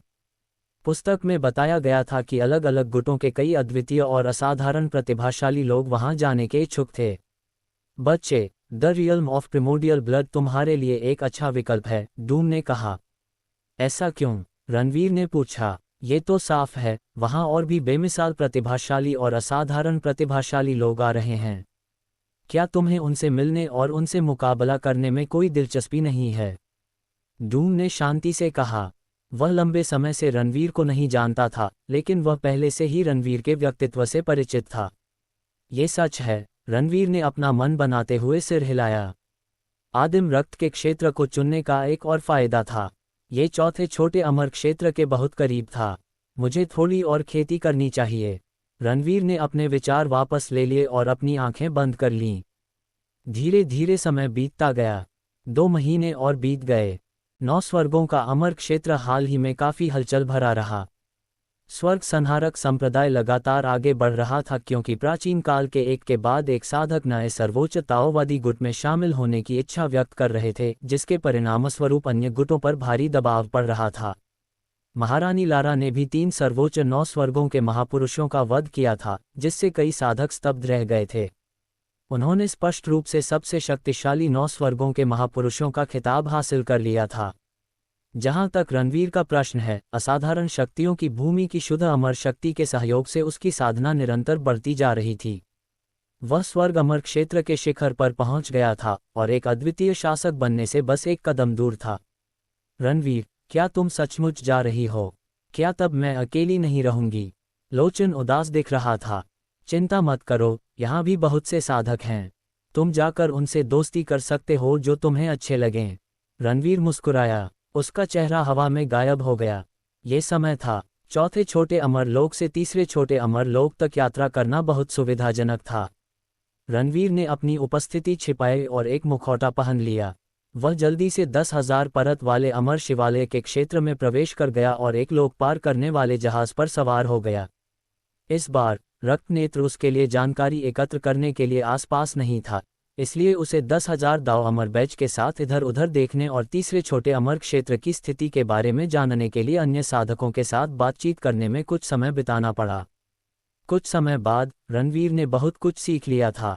9 स्वर्गों के अमर क्षेत्र में पहला छोटा अमर क्षेत्र सबसे रहस्यमय था। दूसरा छोटा अमर क्षेत्र और तीसरा छोटा अमर क्षेत्र सबसे विशिष्ट थे। इनमें स्थित अधिकांश गुट आदिम जनजातियां थीं। इनमें कोई सर्वोच्च ताओवादी गुट या अन्य गुट नहीं थे। इसके अतिरिक्त तीसरा छोटा अमर क्षेत्र दूसरे छोटे अमर क्षेत्र से थोड़ा कमतर था, मुख्यतः इसलिए क्योंकि तीसरे छोटे अमर क्षेत्र में आदिम जनजातियां कम थीं। हालांकि वेगु जनजाति और वोय जनजाति सहित वे सभी जनजातियां, जिनसे रणवीर पहले भी टकरा चुके थे, तीसरे छोटे अमर क्षेत्र में स्थित थीं। यह उसके लिए थोड़ा मुश्किल हो सकता है यदि इन 2 जनजातियों के लोगों को पता चल गया कि वह तीसरे छोटे अमर क्षेत्र में आ गया है, तो वे उसके पीछे कुछ विशेषज्ञ भेज सकते हैं। धीरे धीरे समय बीतता गया। 2 दिन बाद रणवीर सफलतापूर्वक तीसरे छोटे अमर क्षेत्र में पहुंच गया। तीसरा छोटा अमर क्षेत्र सरल तरीके से विभाजित था। इसमें केवल उत्तर और दक्षिण थे। दक्षिण में मुख्यतः छोटी जनजातियां थीं जिनकी संख्या या तो कम हो गई थी या जिनके पास संसाधनों की कमी थी। हालांकि उत्तर में बड़ी जनजातियां और आदिम जनजातियां निवास करती थीं। आदि रक्त का क्षेत्र भी उत्तर में स्थित था। रणवीर ने कुछ अमर पत्थर खर्च किए और एक मार्शल आर्ट की पेशकश की ताकि वह सिंधु जनजाति से एक मानव अमर को अपने मार्गदर्शन के लिए किराए पर ले सके। वरिष्ठ किन आदि रक्त का क्षेत्र उन अन्य स्थानों से भिन्न है जहां साधक अद्वितीय शासक बनते हैं। जिंगकोंग जनजाति, दक्सियाओ जनजाति, यांदाओ जनजाति, दाजाई जनजाति और वेगू जनजाति ने मिलकर 5 जनजातियों का शहर बनाया। यदि आप आदिकालीन रक्त के क्षेत्र में प्रवेश करने की योजना बना रहे हैं, तो आपको अपनी योग्यता साबित करने के लिए 5 जनजातियों के शहर का दौरा करना होगा और आदिकालीन रक्त का बैच प्राप्त करने के लिए एक निश्चित मात्रा में अमर पत्थरों का भुगतान करना होगा, अंकित ने कहा। रणवीर ने भौहें चढ़ाईं और कहा, 5 कबीलों ने ये शहर क्यों बनाया? मुझे यकीन है कि उन्होंने ये सिर्फ कुछ अमर पत्थर कमाने के लिए तो नहीं बनाया होगा। अंकित ने सिर हिलाया और कहा, ये वास्तव में अमर पत्थरों के लिए नहीं है। पहले कई पृथ्वी अमर और मानव अमर आदि रक्त के क्षेत्र में जबरन घुसने की कोशिश करते थे। इसलिए जनजातियों ने इसकी रक्षा के लिए शहर बनाने का फैसला किया। 5 जनजातियों ने बाद में शहरों के कुछ उपयोगों का पता लगाया। कई असाधारण प्रतिभाएं हर साल आदिम रक्त के क्षेत्र में अद्वितीय शासक क्षेत्र में प्रवेश करने के लिए आती हैं। हालांकि आदिम रक्त का क्षेत्र कोई सौभाग्य की भूमि नहीं है। ये बेहद खतरनाक है। असाधारण प्रतिभाओं के भी मरने की बहुत संभावना होती है। इसलिए 5 जनजातियां घोषणा करती हैं कि वे इन असाधारण प्रतिभाओं की सुरक्षा की गारंटी दे सकते हैं या आवश्यकता पड़ने पर उन्हें बचा भी सकते हैं, बशर्ते वे बदले में उन्हें कुछ दे सकें। रणवीर को तुरंत ही एहसास हो गया, हर असाधारण प्रतिभा किसी न किसी गुट के लिए बेहद महत्वपूर्ण थी। ये गुट अपनी सुरक्षा की गारंटी के लिए कुछ भी कीमत चुकाने को तैयार थे। इससे 5 जनजातियों को स्थिति से लाभ प्राप्त करने का अवसर मिला। ये बहुत दिलचस्प है। हाल ही में कितने असाधारण प्रतिभाशाली लोग आदिम रक्त के क्षेत्र में गए? रणवीर इस प्रश्न को लेकर अधिक चिंतित थे। मुझे इस बारे में पक्का नहीं पता। हम वहां जाकर ही पता लगा पाएंगे, लेकिन मैंने हाल ही में सुना है कि एक्सट्रीम लिविंग गेट का एक असाधारण जीनियस आया था और उसने 5 जनजातियों के शहर में आकर कई स्वर्गीय अमर प्राणियों को मार डाला था। बहुत ही लापरवाह। अंकित ने अपना सिर हिलाया। रास्ते में दोनों बातें करते रहे। ये चौथे छोटे अमर क्षेत्र जितना सुविधाजनक तो नहीं था, लेकिन बड़े शहरों के बीच अभी भी कुछ टेलीपोर्टेशन पोर्टल थे। आधे दिन बाद दोनों 5 जनजातियों के शहर पहुंच गए। शहर काफी बड़ा था, 1 लाख झांग से भी ज्यादा क्षेत्रफल में फैला हुआ। जब वे अपनी नजर उठाकर शहर में दूर तक देखते तो उन्हें रक्तलाल आकाश भी दिखाई देता। शहर में भी बहुत से साधक इकट्ठा हो रहे थे। सड़कें भीड़ से भरी थीं और ज्यादातर साधक स्वर्ग अमर लोक के थे। उनमें से कुछ ही पृथ्वी अमर या मानव अमर थे। लो, अपना दांव लगाओ। चरम जीवित द्वार का असाधारण प्रतिभाशाली गोंड वुहुआ 3 दिन पहले आदिम रक्त के क्षेत्र में चला गया है। शर्त लगा लो कि क्या वह सफलतापूर्वक एक अद्वितीय शासक बन पाएगा। गली में आते ही रणवीर को एक जानी पहचानी आवाज सुनाई दी। मेंग जियोगोंड का चेहरा उसके दिमाग में आते ही उसके होंठ मुड़ गए। हमें दिखाओ कि दांव क्या हैं, रणवीर ने एक शिष्य से कहा। अभी वरिष्ठ, मैं आपको उनमें से कुछ की सिफारिश कर सकता हूँ। ये 2 हैं। 9 महल स्वर्ण अमर संप्रदाय के एक शिष्य ने एक स्क्रॉल निकाला और रणवीर से भावुकता से बात की। रणवीर ने स्क्रॉल का निरीक्षण करने से पहले खांसी निकाली। अब तक लगभग 37 दांव लगे थे। उनमें से 20 दांव इस बात पर थे कि क्या कुछ साधक अद्वितीय शासक बन पाएंगे। जिन साधकों पर 9 महलों के स्वर्ण अमर संप्रदाय की नज़र थी, वे स्पष्ट रूप से कोई साधारण लोग नहीं थे। वे या तो असाधारण प्रतिभाएं थीं या फिर अद्वितीय प्रतिभाएं, जिनकी अच्छी खासी प्रतिष्ठा थी। एक्सट्रीम लिविंग गेट के गोंड वुहुआ, सैनकिंग प्राचीन संप्रदाय के युनजोंगे, वेंगू जनजाति के गुफैंग। रणवीर ने भौहें चढ़ाईं। ये बुरी बात नहीं थी कि 3 असाधारण प्रतिभाएं एक ही स्थान पर उपस्थित थीं, लेकिन वह इससे भी अधिक असाधारण प्रतिभाओं से मिलने की योजना बना रहा था। वह चाहता था कि सर्वोच्च ताओवादी गुटों के सभी असाधारण प्रतिभाशाली लोग यहाँ मौजूद हों। अगर वह उन सभी को हरा सकता, तो वह उन्हें स्वामीहीन स्वर्ग पैटर्न में फंसाकर उनकी संपूर्ण ताओ साधना कलाएं प्राप्त कर सकता था। बच्चे, हालांकि यहाँ बहुत अधिक असाधारण प्रतिभाएं नहीं हैं, फिर भी आप उन्हें यहाँ लाने के लिए कोई योजना सोच सकते हैं, डूम ने कहा। ओह, आपके क्या विचार हैं? रणवीर की आंखें चमक उठीं। मुझे भी पूरा यकीन नहीं है, मैं तो बस आपको एक सुझाव दे रहा हूँ, डूम ने कंधे उचका दिए। रणवीर गहरे विचारों में डूब गया। वह अन्य गुटों के असाधारण प्रतिभाशाली लोगों को यहाँ कैसे आकर्षित कर सकता था? क्या उसे यह बताना चाहिए कि वह कहाँ था? यदि उसने ऐसा किया, तो जो लोग आए वे जरूरी नहीं कि असाधारण प्रतिभाशाली लोग थे, बल्कि उन गुटों के विशेषज्ञ थे जो उसके दुश्मन थे। वरिष्ठ रणवीर, क्या हम जाकर बैज ले आएं? अंकित ने पूछा जब उसने रणवीर को काफी देर तक चुप देखा। जरूर, पहले बैज ले आओ। रणवीर ने अपना सिर हिलाया और अंकित का पीछा किया। कुछ देर बाद वे 5 जनजातियों द्वारा निर्मित एक महल में पहुंचे। लेकिन जैसे ही वे अंदर गए, महल अचानक तरह तरह की आवाज़ों से कांप उठा। क्या वह आदमी पागल हो गया है? क्या कोई सचमुच जिंगकोंग जनजाति के तीसरे युवा मास्टर को चुनौती देने की हिम्मत करता है? उफ, लगता है उस आदमी का भी कुछ बैकग्राउंड होगा। ये तो दिलचस्प होने वाला है। रणवीर ने जब आवाजें सुनी तो उस दिशा में देखा। हॉल में लगभग 25 साधक थे। उनमें से 18 स्वर्गीय अमरलोक में थे। वे सभी बैज लेने आए थे। उनमें एक युवक था जिसके छोटे बैंगनी बाल थे, कंधों पर कोट लटका हुआ था तथा चेहरे पर 3 सांपों के टैटू बने हुए थे। उसकी आंखें क्रोध से जल रही थीं। उसके सामने एक और युवक खड़ा था जिसकी आंखें तारों सी चमक रही थीं। वह दूसरे आदमी को तिरस्कार भरी नजरों से देख रहा था। उसके पीछे सफेद वस्त्र पहने 2 आदमी थे। वे दोनों स्वर्ग के शिखर पर थे, अमरलोक में। उन्हें देखते ही रणवीर को तुरंत समझ आ गया कि क्या हो रहा है। अतीत में भी वह कई बार ऐसी ही परिस्थितियों में फंस चुका था। तुम्हारे पास अपना मन बनाने के लिए 10 सांसों का समय है। अगर समय पूरा होने पर तुम मुझे वो चीज़ नहीं देते तो तुम्हें मुझ पर दया न दिखाने का इल्ज़ाम नहीं लगाना चाहिए। उनमें से एक युवक ने मुस्कुराते हुए कहा, मैंने तुम्हें पहले ही बता दिया था, पर तुम मेरी बात मानने को तैयार नहीं थे। अब तुम खुश हो कि तुमने मुझे यहाँ आकर तुम्हें रोकने पर मजबूर कर दिया। दूसरे युवक की आंखें आग उगल रही थीं और माथे पर नीली नसें उभर आई थीं। उसने किसी तरह अपने गुस्से को काबू में किया और गहरी आवाज में कहा, क्या तुम्हें डर नहीं है कि तुम जो कर रहे हो उसके लिए पूरी दुनिया तुम्हारा मजाक उड़ाएगी? युवक ने थोड़ी हिचकिचाहट के बाद मजाक उड़ाया, मुझे क्या परवाह। अगर उन्होंने मुझ पर हंसने की हिम्मत की तो मैं उनकी टांगें तोड़ दूंगा। अपने आसपास देखो, क्या कोई मुझ पर हंस रहा है? उसने चारों ओर नजर दौड़ाई। भीड़ के चेहरों पर कोई भाव नहीं देखा। उसने संतुष्टि से सिर हिलाया और कहा, बहुत हो गई बातें, अब गिनती शुरू करता हूं। 1, 2। जब उसने 5 तक गिनती की तो दूसरे युवक ने मुट्ठियां भींच लीं और एक बिल्ला निकाला। उसने कहा, मैं आकाश ताइहुआंग संप्रदाय ओमेश का आंतरिक शिष्य हूं। तीसरे युवा गुरु, अगर आप मेरी चीज लेने पर अड़े रहे तो मैं संप्रदाय को इसकी सूचना दूंगा। अगर यह किसी तरह से हमारे संप्रदाय और जिंगकोंग जनजाति के बीच संबंधों को प्रभावित करता है तो मुझे यकीन है कि यह आपके लिए भी काफी परेशानी का कारण होगा। यदि उस युवक को मौका मिले तो वह अपनी पहचान उजागर नहीं करना चाहेगा। उसे आश्चर्य हुआ जब दूसरा युवक तिरस्कारपूर्वक हंस पड़ा। एक साधारण आंतरिक शिष्य अपना बैज दिखा रहा है। ऐसा लगता है कि आप स्वेच्छा से बैज नहीं देंगे। अगर ऐसा है तो। उसके पीछे खड़े 2 लोगों ने अपना आदेश प्राप्त किया और अपनी आभा बिखेरी। ओमेश का चेहरा थोड़ा उदास हो गया। वह तो सिर्फ 7वीं परत का स्वर्गीय अमर था। उन दोनों आदमियों के सामने उसका कोई मुकाबला नहीं था।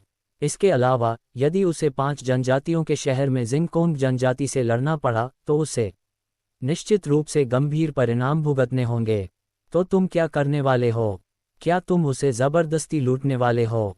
रणवीर ने शांति से कहा जब वह उमेश के सामने खड़ा था और स्वर्ग अमर क्षेत्र की आभा को उन्मुक्त कर रहा था। वरिष्ठ रणवीर, आप? अंकित चौंक गया। उसे उम्मीद नहीं थी कि रणवीर इस मामले में हस्तक्षेप करेगी। सबसे बड़ी बात यह कि भीड़ और यहाँ तक कि खुद ओयांग को भी इसकी उम्मीद नहीं थी। वह युवक, जिसे तीसरा युवा गुरु कहा जा रहा था, भी दंग रह गया। वह जल्दी ही जोर से हंस पड़ा, हा, मुझे पहले यकीन नहीं हुआ था, लेकिन पता चला कि इस दुनिया में वाकई ऐसे बेवकूफ़ भी हैं जो आगे बढ़कर किसी अजनबी की मदद करने को तैयार हैं। ओमेश ने अपने विचारों को समेटा। उसके हृदय में गर्मजोशी का एक उफान उमड़ पड़ा। फिर भी उसे तुरंत कुछ सूझा और उसने कहा, साथी साधक, मैं आपकी मदद की कद्र करता हूँ, लेकिन मुझे लगता है कि बेहतर होगा कि मैं उसे वह दूं जो वह चाहता है। रणवीर ने सिर भी नहीं घुमाया। उसने अपनी आवाज़ वापस भेजी, तुम बिना किसी वजह के दूसरों को अपना सामान कैसे ले जाने दे सकते हो? और हाँ, जब मेरे ही कुल के किसी व्यक्ति को परेशान किया जा रहा हो तो मैं किसी भी तरह से अलग नहीं खड़ा हो सकता। कोई उसी कुल से? ओमेश दंग रह गया। क्या मुखौटा पहने हुए रहस्यमय साधक आकाश ताइहुआंग संप्रदाय का शिष्य था? अचानक कहीं से एक आवाज आई, यहाँ क्या हो रहा है? यहाँ बहुत भीड़ है। किसी जानवर की खाल से बना एक विशाल लाल कोट पहने एक युवक हॉल में दाखिल हुआ। उसके गले में एक अजगर का पेंडेंट था। उसकी दोनों उभरी हुई भुजाएं हल्के नीले रंग के रूनों से ढकी हुई थीं। उसके साथ काले वस्त्र पहने 4 शीर्षस्थ स्वर्गीय अमर पुरुष भी थे। उनका आचरण एक कुलीन व्यक्ति जैसा था। क्या वह दाक्सियाओ जनजाति से टैमश नहीं है? क्या ये वही है? वह यहाँ क्यों है? कई किसान आश्चर्यचकित रह गए। इस टैमश ने न सिर्फ स्वर्ग अमर क्षेत्र प्राप्त किया, बल्कि वह एक समय अद्वितीय प्रतिभाशाली भी था। इसके अलावा उसकी पहचान और हैसियत उस युवक से कहीं ज्यादा थी जिसे दूसरे लोग तीसरा युवा गुरु कहते थे। आखिरकार तीसरा युवा मास्टर जिंगकोंग जनजाति के प्रमुख का केवल तीसरा पोता था, लेकिन टैमश दाक्सियाओ जनजाति के प्रमुख का चौथा पुत्र था। टैमश भले ही अपने बड़े भाइयों जितना प्रभावशाली न हो, लेकिन फिर भी वह कबीले के सरदार का बेटा था। अगर वह भाग्यशाली और काबिल रहा तो उसके लिए अगला सरदार बनने का मौका अभी भी था। भाई मिंग, आप यहाँ क्यों हैं? तीसरे युवा मास्टर की आंखें उस युवक को देखकर चमक उठीं। वह तुरंत मुस्कुरा उठे। रणवीर और ओमेश के व्यवहार की तुलना में उनका रवैया पूरी तरह बदल गया। यहाँ क्या हो रहा है? टैमश ने हल्के से सिर हिलाया। उसने रणवीर और ओमेश की तरफ एक नज़र डाली और फिर नज़रें हटा लीं। भाई मिंग, शायद आपको पता न हो, लेकिन मेरी नज़र एक खास चीज़ पर थी। तीसरे युवा मास्टर ने स्थिति समझाई। तीसरा युवा गुरु ज्यादा जिद्दी नहीं था। उसने सच से छेड़छाड़ नहीं की। स्थिति वैसी ही थी जैसा रणवीर ने अनुमान लगाया था। ओमेश ने कुछ खरीदा था जो एक मूल्यवान वस्तु निकली, इसलिए तीसरा युवा गुरु उसे लेने की सोच रहा था। ओह, तो तुम उसका साथ दोगे? टैमश ने जो कुछ हुआ उसे जानने के बाद उत्सुकता से रणवीर की ओर देखा। ये किसी का पक्ष लेना कैसा होगा? रणवीर ने भावशून्यता से कहा, क्या दिन के उजाले में किसी का सामान छीन लेना अनुचित नहीं है? टैमश ने सवाल का जवाब नहीं दिया। उसने तीसरे युवा गुरु की ओर देखा और पूछा, आप इसके बारे में क्या करने वाले हैं? तीसरे युवा मास्टर की आंखें झिझक से चमक उठीं। वह स्थिति के बारे में टैमश के रवैये को नहीं बता सका। मेरे पास एक योजना है, लेकिन यह इस बात पर निर्भर करता है कि आप इससे सहमत हैं या नहीं। जियो त्यानिंग ने मुस्कुराते हुए कहा, हे भाई मिंग, अगर आपके पास कोई विचार हो तो मुझे बताएं, मैं इसमें भी संकोच नहीं करूंगा। तीसरे युवा मास्टर ने सम्मानपूर्वक कहा। हालांकि उसकी बात पूरी होने से पहले ही टैमश ने बीच में ही टोक दिया। उसका स्वर ठंडा हो गया, चूंकि कोई तो बचाव के लिए दौड़ रहा है, तो हमें उसे परफॉर्म करने का मौका देना चाहिए, है ना? उसकी टांगें तोड़ दो और उसे यहाँ से निकाल दो। हॉल का माहौल अचानक ठंडा हो गया। भीड़ की आंखें चौड़ी हो गईं। उन्हें उम्मीद नहीं थी कि टैमश तीसरे युवा गुरु से भी ज्यादा निर्दयी होगा। उसने उस आदमी की टांगें तुरंत तोड़ने की मांग की। जरूर, चूंकि भाई त्यानमिंग ने ऐसा कहा है, मैं तुम्हें निराश नहीं करूंगा। तीसरे युवा मास्टर ने उत्साह से कहा, तुम सब किसका इंतजार कर रहे हो? जल्दी करो और फौरन उनकी टांगें तोड़ दो। उसके पीछे खड़े दो स्वर्ग के अमर शिखरों ने तुरंत प्रतिक्रिया दी। उन्होंने अपनी अमर शक्ति का पूरी तरह से प्रदर्शन किया और उनकी आंखें तारों भरे आकाश की तरह चमक उठीं। यह जिंगकोंग जनजाति की जन्मजात प्रतिभा थी। इसके लोग जन्म से ही तारों भरी आंखों के साथ अद्भुत शक्ति रखते थे। जो लोग तारों वाली आंखों में महारत हासिल करने में सक्षम थे, वे तारों के साथ संवाद करके या तो खुद को मजबूत कर सकते थे या विभिन्न प्रकार की घातक संरचनाएं स्थापित कर सकते थे। मरना, दोनों स्वर्गीय अमर देवता समुद्र से निकलकर क्रूर ड्रैगन की तरह आगे बढ़े। वे सीधे रणवीर की ओर बढ़े। आमतौर पर 5 जनजातियों के शहर में हिंसा की अनुमति नहीं थी, लेकिन इन लोगों के लिए यह नियम कुछ भी नहीं था। बकवास, किसान, हमें अभी यह जगह छोड़नी होगी। ओमेश के चेहरे पर भाव बदल गए। उसे उन दो युवकों से डर नहीं था, लेकिन ये लड़ाई प्राचीन जनजातियों के विशेषज्ञों को जरूर आकर्षित करने वाली थी। जब ऐसा हुआ तो उन दोनों के पास कोई मौका नहीं बचा। ये दोनों लोग तो बर्बाद हो गए। इनमें लड़ने की भी हिम्मत नहीं है। भीड़ ने सिर हिलाया। उनमें से कुछ की पृष्ठभूमि काफी मजबूत थी, लेकिन वे इसमें शामिल होने की योजना नहीं बना रहे थे। छोड़ो, इसकी जरूरत नहीं पड़ेगी। अगर वो लड़ाई के लिए कह रहे हैं तो हम उन्हें वो देंगे जो वो चाहते हैं।